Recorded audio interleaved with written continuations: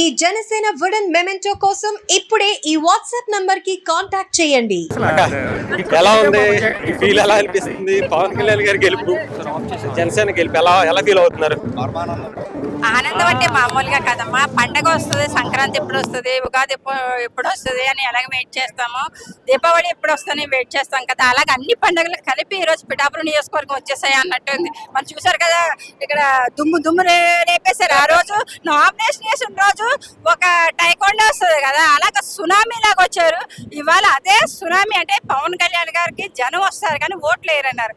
అదే జన సునామీ ఓట్లుగా మారితే ఎలా ఉంటుందో మరి పిఠాపురం నియోజకవర్గాన్ని చూడొచ్చు, మరి జనసేన పార్టీని చూడొచ్చు. నిజంగా 2019లో చాలా మంది ఏమన్నారంటే పవన్ కళ్యాణ్ గారి మీటింగ్స్ కి వచ్చి జనం ఓట్లు వేయడానికి రావట్లేదు, కన్వర్ట్ అవ్వట్లేదు అని. ఈసారి నిజంగా చెప్పాలంటే ప్రతి నియోజకవర్గంలో కూడా ఒక మంచి మెజారిటీ, ఒక 30,000, 40,000, 50,000, 60,000 మెజారిటీలు కనిపిస్తుంది.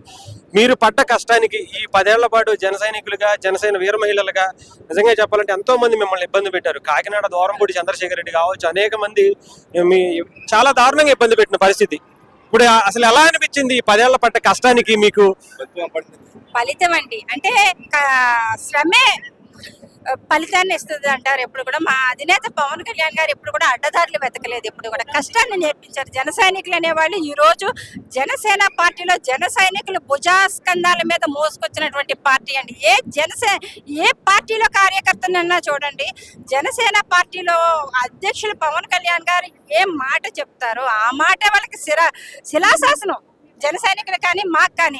అలాగే మా నాయకులు కూడా మమ్మల్ని అర్థం చేసుకొని ముందుకు వెళ్ళడంలో కానీ, ఇదంతా కూడా దూరంపూడి చంద్రశేఖర్ రెడ్డి లాంటి వ్యక్తి ఉభయ గోదావరి జిల్లాలో ఎంత ఆధిపత్యాన్ని చెలాయించి మమ్మల్ని ఎన్ని అణచివేతలకి గురి చేసి ఆయన మా మీద దౌర్జన్యం చేసి మా అధినేత పవన్ కళ్యాణ్ గారిని నానా బూతులు తిట్టినప్పటికీ కూడా ఆయన మీరు శాంతియుతంగా ఉండండి అన్నప్పటికీ మేము ఒక ధర్నా చేస్తే మమ్మల్ని రోడ్డు మీద వేసి కొట్టి ఈ రోజుకి కూడా కేసుల్లో తిరుగుతున్నాం. మా మీద, మా జన సైనికుల మీద అక్రమ కేసులు ఎన్నో బనాయించినా సరే మేము మాత్రం మా అధినేత పవన్ కళ్యాణ్ గారి కోసం మేము రాముడి వెనకాల వానర సైన్యంలాగే పనిచేసాము.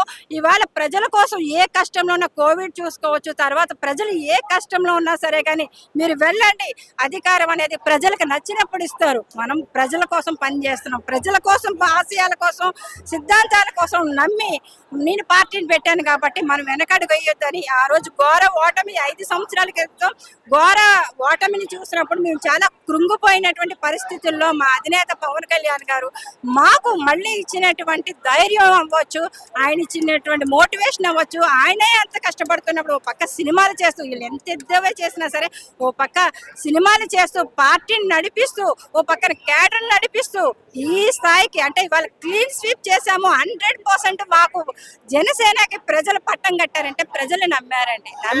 పవన్ కళ్యాణ్ గారు నిజంగా ఫస్ట్ నుంచి కూడా అంటే చెప్పుకుంటూ వచ్చారు, చెప్పి మరీ కొట్టినట్టుగా అనిపించింది. 21కి 21 కొడుతున్నాం, జగన్మోహన్ రెడ్డి గారిని నిన్న ఎట్టి పరిస్థితుల్లో అదాపాతాళానికి తొక్కుతాను అన్న మాట నిజంగా ఆయనకి ఇప్పుడు చాలా నియోజకవర్గాల్లో డిపాజిట్లు రాల.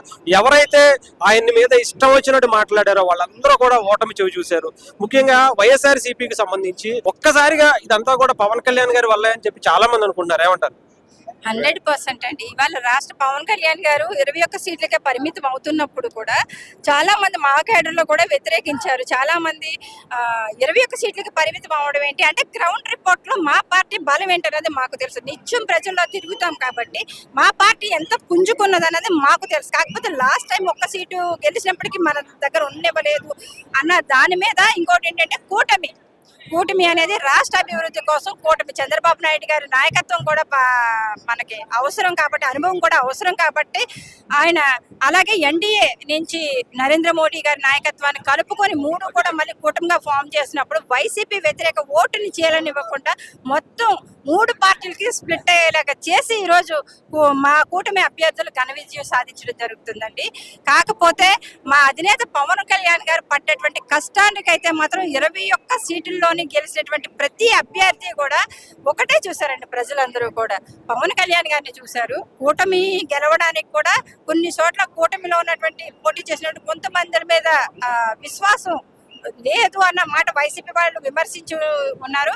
అలాగే కొన్ని చోట్ల అసంతృప్తులు ఉన్నప్పటికీ కూడా పవన్ కళ్యాణ్ గారు ఉన్నారు. కూటమిలో పవన్ కళ్యాణ్ గారు ఉన్నారు. కూటమి కూర్చడానికి ఫస్ట్ స్టెప్ తీసుకుంది పవన్ కళ్యాణ్ గారు. పవన్ కళ్యాణ్ గారు వైపు చూసారండి. పవన్ కళ్యాణ్ గారి మాటని ప్రజలు నమ్మారు కాబట్టి ఈ రోజు కూటమి అభ్యర్థులు ఘన విజయం సాధించారు.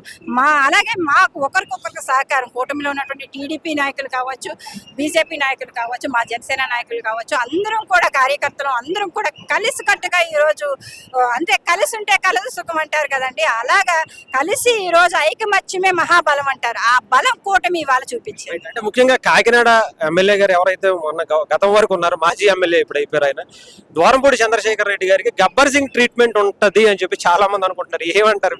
అంటే మీరు పడ్డారు, ఈ ఆయన గురించి పడిన వాళ్ళు మీరు, మీ జిల్లాలకు సంబంధించి జిల్లా వ్యక్తులుగా మీకు ఎలా ఉంటుంది అంటారు? ఈసారి ఎలా ఉండబోతుంది అంటారు ఆయన గబ్బర్ సింగ్? అహంకార భావంతో విర్రవీగితే ప్రజాక్షేత్రంలో ప్రజలు ఎలా బుద్ధి చెప్తారో ఇవాళ క్లియర్ కట్ గా అర్థమవుతుందండి. గబ్బర్ సింగ్ ట్రీట్మెంట్ మేము మా పార్టీ మా కూటమి ఇవ్వక్కర్లేదండి, ప్రజలే ఇచ్చారు. ఈ రోజు ద్వారంపూడి చంద్రశేఖర్ రెడ్డి అనే వ్యక్తికి 3rd డిగ్రీ పడినట్టు లెక్క.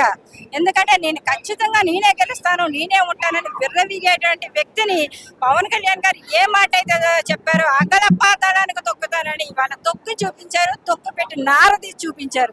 రేపొద్దున్న ఇదే ప్రతి వ్యక్తి కూడా ద్వారంపూడి చంద్రశేఖర్ రెడ్డి వల్ల ఎదుర్కొన్నటువంటి ఆ రౌడీజానికి గురైనటువంటి, ఆయన చేసినటువంటి కబ్జాలకు గురైనటువంటి ప్రతి వ్యక్తి కూడా ప్రజలు కూడా గబ్బర్ సింగ్ అనండి. ప్రతి ఒక్కరు ఒక గబ్బర్ సింగ్ లాగా తిరగబడేటువంటి పరిస్థితి అయితే ద్వారంపూడి చంద్రశేఖర్ రెడ్డి ఎదుర్కొంటాడు. అదల పాతాళానికి ఎలాగైతే పవన్ కళ్యాణ్ గారు తొక్కుతానని చెప్పారో ఇవాళ చేసి చూపించారు. థ్యాంక్ యూ మేడం, మీకు కూడా ఆల్ ద బెస్ట్. ఫ్యూచర్ గా మీకు కూడా జనసేన పార్టీ కోసం కష్టపడ్డారు కాబట్టి, ఎందుకంటే మీ కష్టం అనేది చాలా మంది చూసాం. అప్పుడు 2014లో 2019 కావచ్చు, ఇప్పుడు కావచ్చు, మీ పడ్డ కష్టానికి ఒక మంచి రిజల్ట్ అయితే వచ్చింది. All the best madam. Thank you.